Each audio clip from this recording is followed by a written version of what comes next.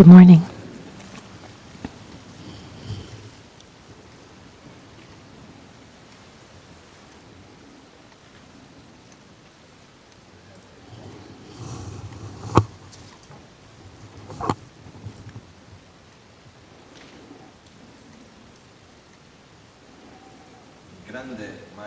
The great master Shantideva in the Bodhisattva Avatar, which is this very important text that I hope that all of you will have the opportunity to read at least once in your lifetime, even if you don't understand everything. Reading it is really of great benefit. It's the guide to the lifestyle of a bodhisattva. It's the translation in it. And in the 9th chapter, if I remember well, it said, talk, and then speaking Tibetan. Without coming into contact, without coming into contact with the designated object, you cannot apprehend its non-existence. There are other verses that make reference to the same thing, which are maybe a little easier to understand. For example, if you don't know, if you don't recognize where Bem in Tibetan, how I translate this?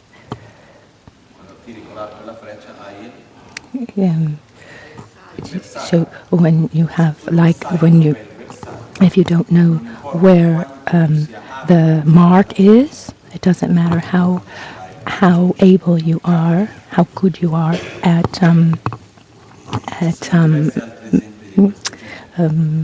pulling the arc,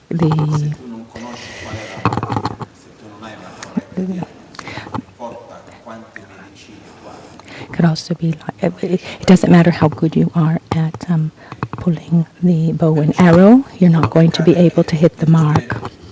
In the same way, if you don't know what your sickness is, you're not going to be able to find a cure, because we have a problem and we also have a solution. So this sickness, we have a sickness, we need an antidote.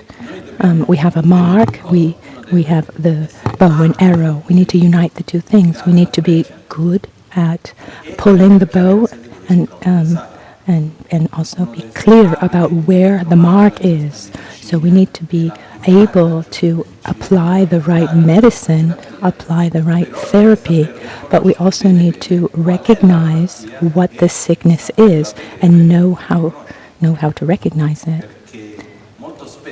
Because very often, one of our biggest problems is not the lack of treatments or tools. And I'm not talking, I'm talking metaphorically and non-metaphorically. I mean, often in our lifetime, our problem is not that we don't have the tools to face certain situations. It's that we're not able to make the correct diagnostic. If we're not able to have the correct diagnosis, then we're going to continue putting energy into what's not the right thing, like the antidote, where we imagine that we're walking along a road. I like imagining a small road of an antique village, like you have here in Italy, and and maybe in the mountains, and then. Let's say it's dark, and it's evening, and if high above there's a light, a lamp, and underneath we find a man. He's desperate because he's looking for something on the ground. And we ask him, excuse me, what are you doing? What's happening? He said, I'm looking for my keys. I lost my house keys. I can't get into my house. I don't have the keys.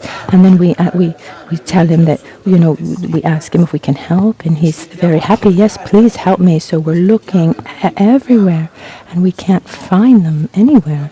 And then at a certain point we ask the man, but no, I'm sorry, where did you lose your keys? And he says, oh, I lost my keys down there below. And then, so why are you looking up here? Oh, because it's too dark down there. But here, there's a little bit of light. So putting a lot of energy into to resolving something in the wrong place is just not going to work. No matter how no matter how much I look for something, if I'm looking in the wrong place, I'm not going to find it. And what I see happen, unfortunately, in the life of many of us is somewhere, some signals, signs come, like pain, whether it be physical or mental, emotional. It's an alarm that's going off. When we have a physical pain, what's happening is there's something in our body that's not balanced. And there's an alarm that's going off saying, bad, bad, bad, there's something that's not going right. I always remember when I give this example, I remember this documentary that I saw that talks about this sickness of this genetic disease where these people don't have pain, and it's absolutely devastating. I mean, they're children, 8 years old, 10 years old, and they're just broken from head to toe, just burned and broken. Just imagine not having pain. You put your hand on fire and you go, oh wow, that's so cool. There's smoke coming out, and you run here and there. And I remember there was one, one set of parents, they protected their child by protecting the walls of their house, but pain gives us limits. If I have pain, any pain, my back, my head, it's just, I have an intelligent system, with an infinite number of sensors that tell me when things aren't going well. Here in the temple, for example, I remember we installed a system, an anti-smoke alarm, because if there's a problem, of course, we need to know it. And our body has a system that can pick up problems, and it's able to tell us when things are not right. But we're not born with a user manual, and often we don't know how to read these signals, and we just are bothered by the signal, and so we want to turn off the alarm. So I take this pill or that pill to take away my headache or my backache, and the body's saying, oh, something's not right, and we're like, be quiet, and we're not really looking at what's imbalanced. So it's really important, this awareness, to understand that when there's pain, it means that there's something that is out of balance, something that is not in harmony. Even according to Tibetan medicine, our body is healthy when there's balance among the elements, when the elements of the body are in perfect balance, in perfect harmony. At that point, there is health, good health.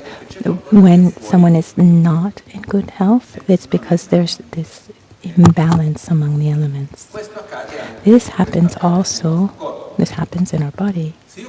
If I keep getting a headache, it's useless to keep taking painkillers, because there's an alarm that's going off that's telling me that there's something wrong. Maybe I'm not eating correctly. Maybe I have a problem in my liver or my neck. But there's something that's not right, and we need to listen to that alarm, and we need to distinguish among three things: the symptom, the alarm that's going off, the problem, the sickness, or where is this imbalance, the specific point, and what's the cause of that imbalance? In other words, symptom, sickness, and cause of this symptom, sickness, and the cause of the sickness. Because so in the first level is just taking something to eliminate the symptom. The second level, we ask ourselves, why do I have this sickness? And at that third level, what is generating that sickness? Because if I keep repeating the same behavior that's generating this sickness, it doesn't matter how much energy I put into healing, I'm going to fall back into regenerating that sickness. So let's remember that there are these 3 steps: symptom, sickness, and cause of sickness. The causes of the sickness, generally speaking, when we're talking about the body, most of the causes have to do with our behavior, the choices we make, our lifestyle, basically, externally and internally. So, which is not very easy, to recognize or change. It's much easier to think that my sickness is caused by something that has nothing to do with me, and I let someone else heal me. But if we don't look well where the mark is, then it's useless to become expert archers. I could buy the whole pharmacy, but if I don't have the correct diagnosis, I'll never be able to heal. Because what determines something to be medicine? So a medicine, regardless of what it is, is it medicine in and of itself, or does it become medicine when it comes into contact with a certain sickness? Because a certain substance in another circumstance can become poison, and in some cases this poison can also cure. So medicine becomes medicine, something that heals once it comes into contact with the right sickness. So in the same way that we have this marvelous, incredible system of this alarm for the body, and I invite all of you to listen to your own body more. I remember when Rinpoche went to this doctor in Brazil, he had asked Rinpoche to do all of these exams, and it was the first time in his life, and he was already in his 70s, it was the first time that he went and did a complete checkup in the hospital, and he did everything, and he had this Dr. Jackson, who's a very, very good doctor, who also happens to be the geriatric doctor of my grandparents, and they really got on well. After doing all the exams, the doctor said, he looked at his like 40 different blood tests, looked at his lungs, and after this, the doctor said, your exams are excellent. He asked him when the last time he had done a checkup, and he said never. And at a certain point, the doctor said, but if for more than 70 years you never did these checkups, and you feel as good as you do, remember that it's not by doing exams that we feel good. It's really important to learn how to listen to our own body. Of course, exams can be important, and I remember that Rinpoche had this aspect where sometimes he would take a natural medicine, and I would ask him, are you not well? And he says, no, but if I feel like there's a very beginning of something, I need to stop it right away and not wait for it to become a bigger problem. And this is an ability that we should all develop, this ability to listen to our own bodies. So from this point of view, we should all study medicine. It wouldn't be bad, would it? But independently of this, I invite everyone to listen to your body more and look at that relationship between what you feel in your body and in your environment. Now the season, now it's spring. Is there a relationship with what I'm feeling? Is there a relationship of what I'm feeling, during the different times of the day, my hormonal cycles, my diet. Watch, observe your body and observe those aspects within the context in which we find ourselves. This is important for all of us. And in reality, we'll see that when we start really listening to our body, we'll see that there are things that come out in our body that are not just from today. When the sickness arises, it's because the causes have already come. It's not that the causes are coming. And this is difficult for us to connect the sickness with the cause, because maybe I eat in a certain way for a certain amount of time. That accumulates a certain effect in the body that I don't perceive, and then one day, boom, it looks, one day a sickness arises, or actually a symptom arises, a symptom of a sickness, and at that point, I say, what happened?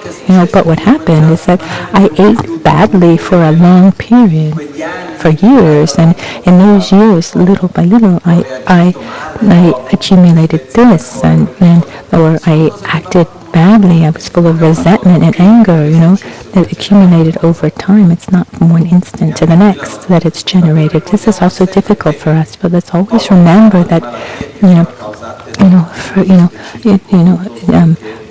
sicknesses caused by viruses or bacteria or an accident where you break an arm, those aside, but the other sicknesses develop from a long accumulation over time. So when we experience the result, a sickness with a symptom, we're connecting with our past. We're experiencing something that came before. And having said all of that, that same alarm system that we have for the body, we have it also on an emotional level in our mind. When in our lifetime there's not harmony in our way of relating with the world, or where there's a lack of coherence and harmony in our way of relating with ourselves, with the world, etc., this generates suffering, emotional, mental, and then we have our alarms that go off. And it's manifested, it shows up as a dissatisfaction or sadness or anxiety, fear. Many inner states of malaise. Many of us feel this. If we ask ourselves, do we have more physical or more mental suffering? What is our reality? That we have much more mental suffering. But let's remember that suffering in itself is not a problem. It's a symptom. And so, if I, for example, I observe myself and just following the metaphor from before, I have something that, I can't be barefoot in a cold place or sit down on a cold surface, because if it's just a few, just after a few seconds, I'll feel a lot of pain, strong pain. That's a problem for myself. But if I go barefoot in a cold place and I feel pain and I'm not well, what's the cause of that malaise? Because Is it because I'm barefoot in a cold place, or is it because I have weakness in my kidneys that doesn't allow me to be in a cold place with barefoot? So that being barefoot in a cold place would be a condition, not the cause.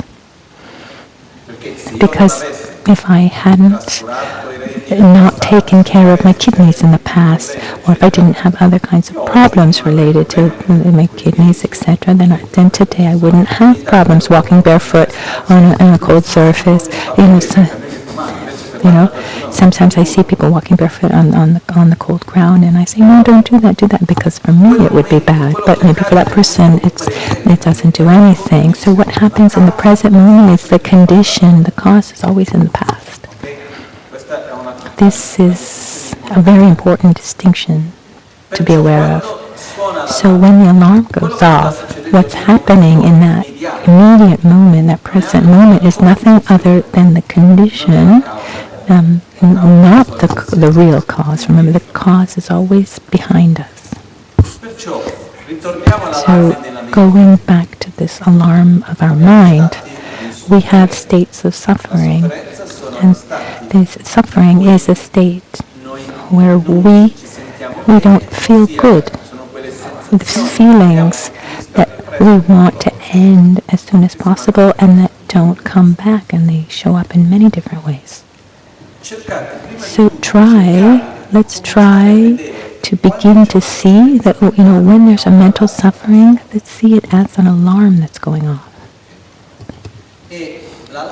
The alarm, when it goes off, refers to a certain place, a specific zone. The mental alarm has to do mostly with how we relate to the world, and not really about the world itself.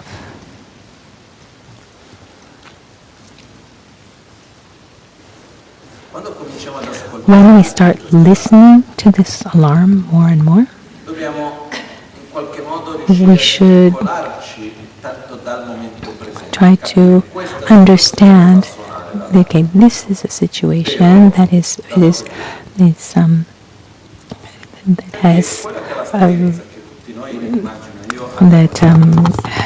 made the alarm go off. But when this experience, we have this feeling that when the alarm goes off, we want to change the situation, but we change that situation once, twice, 3, 4 times, and we keep changing that situation, but things just get repeated. That inner sensation just comes back again and again. So if I don't know where that mark is, it's useless. The bullseye, it's useless, to pull the bow. And it's not easy to find that bullseye, but luckily Buddha has helped us here. So when we ask ourselves, where are the causes of our suffering? It's not just a philosophical question because we like Buddhist philosophy, because I like studying the Four Noble Truths. How wonderful. No, I'm asking really, why do I suffer?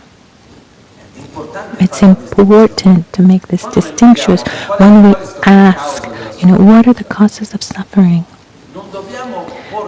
We shouldn't ask ourselves this question and observe, find the answer as if we're watching a movie. There's a wrong way to meditate, a wrong way of meditating on emptiness, which is like meditating on emptiness as if one is watching from far away, watching a movie with something far from us. But when we ask ourselves, what are the causes of suffering? Why do we suffer? The answer isn't what are the causes of suffering, philosophically speaking, generally speaking.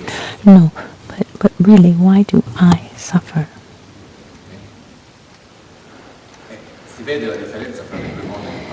Do you see the difference between these two ways of asking the question, because if I say, stay on this generalized suffering, I will find an answer, but afterwards in my own life, I'm not going to be able to connect those two things. So it's very important that when we look at the Four Noble Truths, etc., first of all, we need to ask ourselves, why we suffer? Why do I suffer?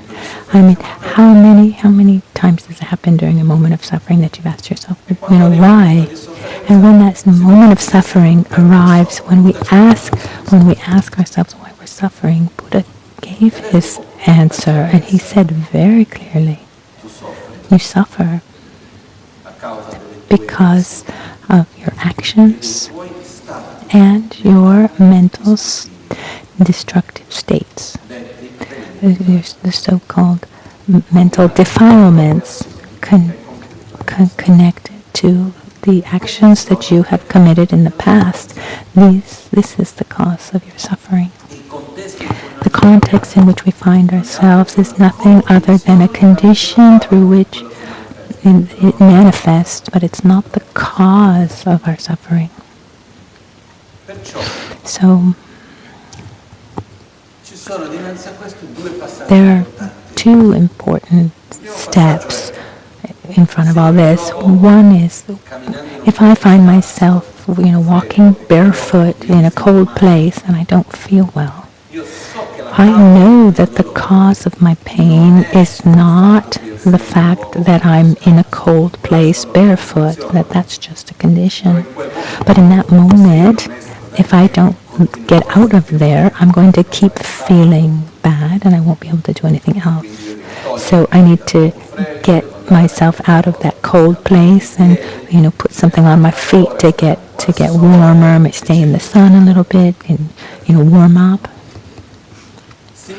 Similarly, and then I need to treat the causes. I need to generate the antidote.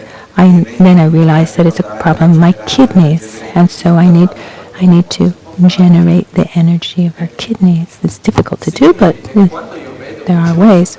Similarly, when I see that there's a mental suffering, that are often situations that repeat themselves, that each one has his own, he has more resentment, who has more dissatisfaction, or loneliness, or sadness, or someone feels that everyone is always against him. We're all quite repetitive. We're not that creative, so it's also quite easy to find the things, because I don't know if it's ever happened to get close to someone that you know this person well, and every time that person comes to say something, you know already what that person is going to complain about, more or less. The subject. Maybe there's someone who's always complaining about the weather, or someone's always complaining about the economy, or has gossip, or complains about others, and we're not that, and we're quite boring, we're not that different from each other. We repeat the same silly things year after year. So, it's like, luckily the alarm is there with a lot of patience and never gets tired of sounding, that's saying, here, there's a problem, here's a problem. So stop to listen to the alarm, to try to understand what the mental defilement is. I need to momentarily remove myself from the context in which I suffer, like walking barefoot in a cold place. But then afterwards, I need to apply a treatment. It's not enough just to take myself out of that cold place. So I need to remove myself from that immediate context in which I suffer, but at the same time, together with that, I need to recognize, what is not going well, not looking outside, but looking seeing that this is this is a mental defilement of mine, and the reaction that I have, and what I wanted to talk about today, but the time is already, this was my introduction, but time has gone by, that once I've understood what is not going well, I need to put my energy in the antidote, because it's interesting to see, just to see the problem well. Understanding the sickness is good, but it doesn't heal. Understanding that as a child I was abandoned, and when I was young, this happened, that time this person said this, because I'm a very insecure person, because something must have happened, and because of my anger, because my fear and my jealousy, and because this and that. I mean, self-analysis is good to a certain point, but it doesn't matter how much I'm able to recognize where the problem is, where the cause of that suffering is. That's not enough to resolve it. It resolves by putting energy into the antidote. It's like once I've understood the sickness that I have, so the fact that it's clear to me that's not going to heal the sickness. I mean, the sickness is healed through treatment. So once we recognize where the mental defilement is, what the cause is, let's remember that if I suffer, the cause is in the mental defilement, and actions is interactions. There's karma plus the mental defilement. Once I recognize that, I don't have to go into a million details. I need to put energy into the antidote, or rather in developing a different way of relating with the world, developing and cultivating what we called our qualities, a healthy lifestyle, virtuous. On the other hand, we're just going to keep complaining, and then we, to getting to the point, get to the point where we say, yes, I know that the causes of my suffering are my mental defilements, but I have these mental defilements because this and this and that happened, and then we end up victimizing ourselves. No, it's important to put energy into the antidote. All of us. I mean, we shouldn't keep going in that direction of, also just concentrating ourselves only on the antidote. It doesn't resolve. We need to recognize where the poison is, see where that bullseye is. But once I know where that mark is, if I don't have the strength, to pull the bow and arrow, I'm never going to hit the mark.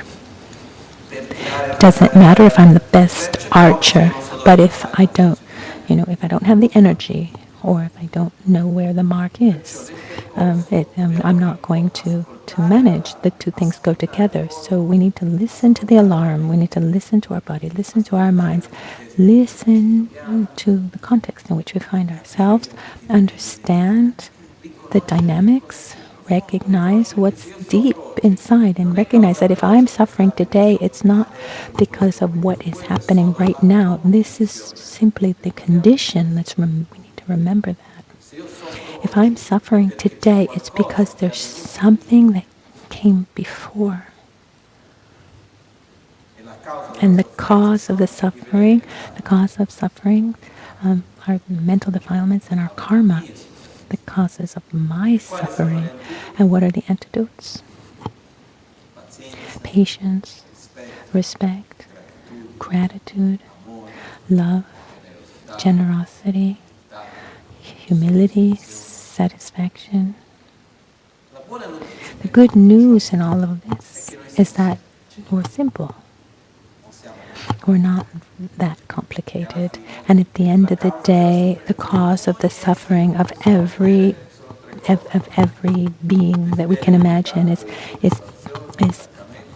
unlimited desire, attachment, anger, aversion, hatred, and ignorance.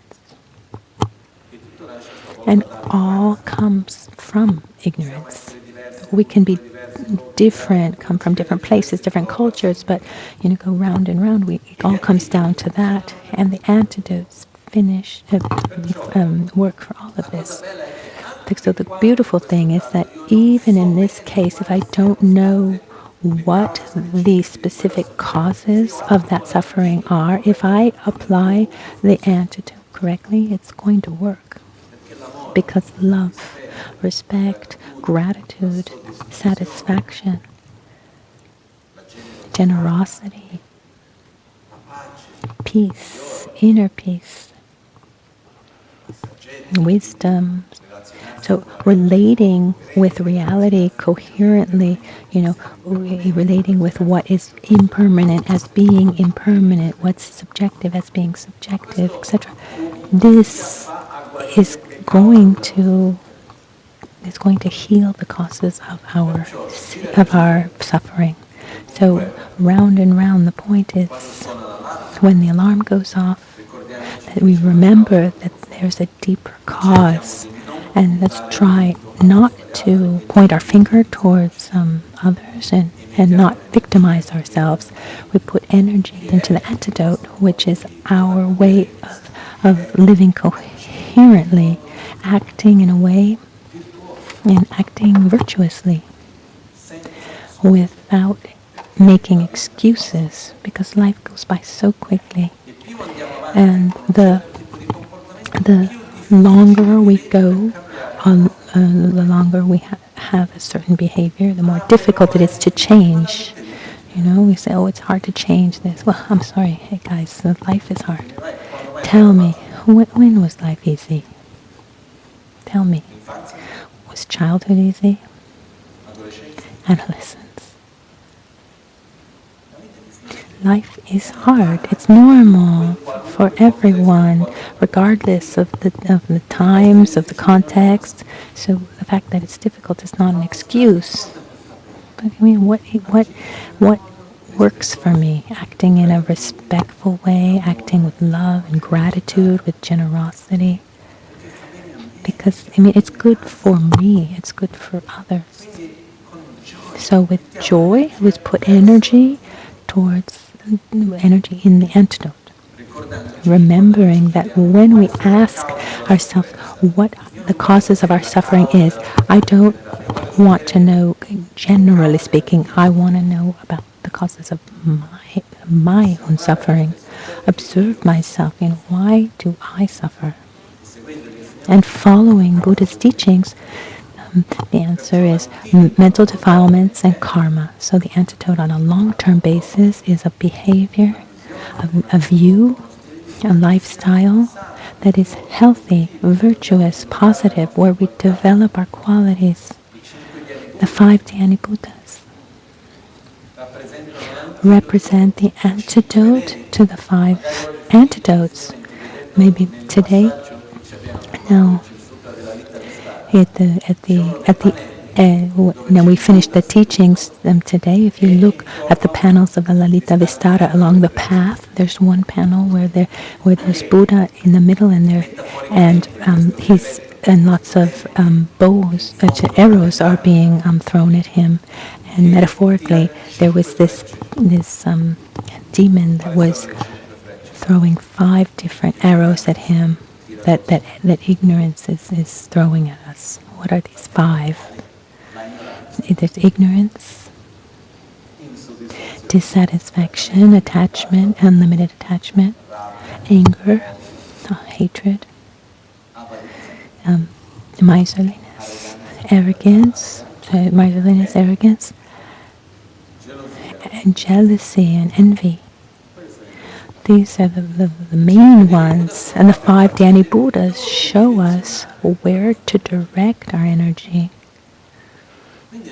So we should try to cultivate wisdom, coherence, satisfaction, love, compassion, patience, joy, humility, generosity, the rejoicing, certainty, determination. We have the direction, where we should put our energy. We simply need to do it. Put the energy there, remembering that life is a constant training ground. Whether we want it or not, we're constantly transforming ourselves and shaping ourselves. That's all. Thank you. And there's a traditional way to say at the end of teachings, so we see asks, or we ask, please, if you find something beneficial, please put it into practice.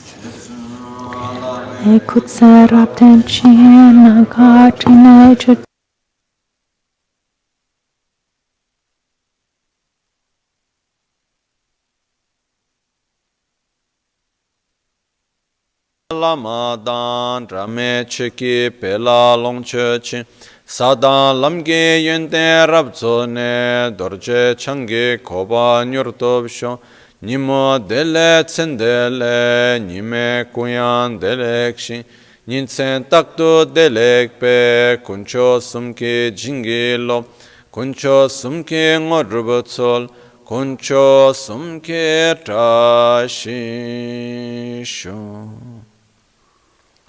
All'alba o al tramonto, di notte o durante il giorno, possano i tre gioielli concederci le loro benedizioni, possano aiutarci ad ottenere tutte le realizzazioni e cospargere il segno della nostra vita con molti segni di buon auspicio.